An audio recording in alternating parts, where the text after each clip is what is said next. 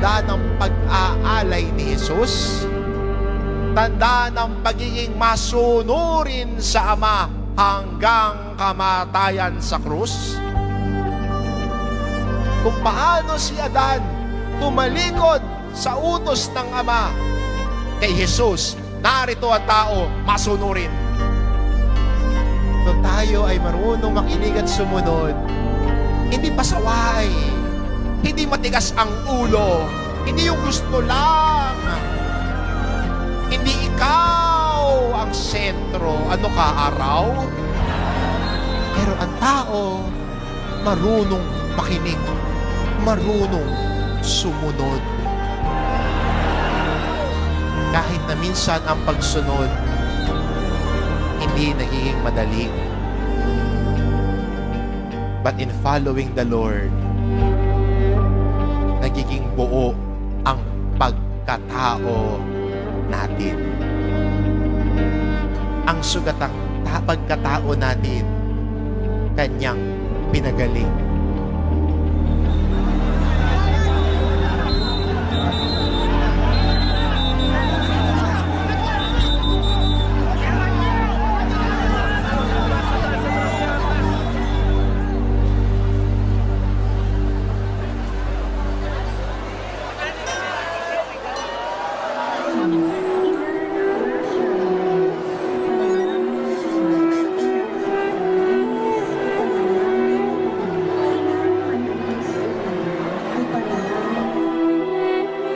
Nagkaroon tayo ng pag-asa.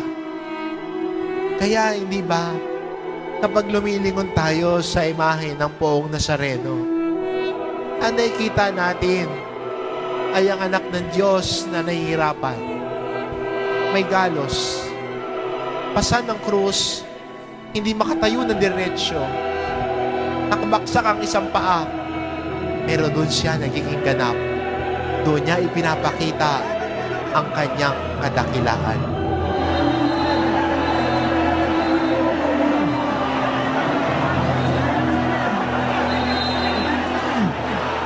Pinakita sa atin ni Jesus na kung tayo din bilang Kanyang mga deboto at disipulo, susunod sa Kanya, paglimot sa sarili, pasanin ang ating krus at sumunod sa Kanya, doon nagiging ganap ang pagiging tao natin.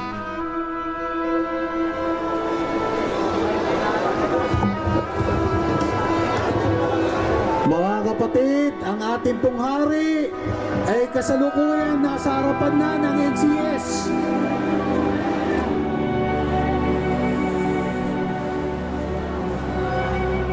May tanga na krus at nahihirapan. May sugat. Pero sa Kanyang mga sugat, tayo ay Kanyang pinagaling. Sa pagbibigay niya ng buhay niya, tayo ay nagkaroon ng buhay.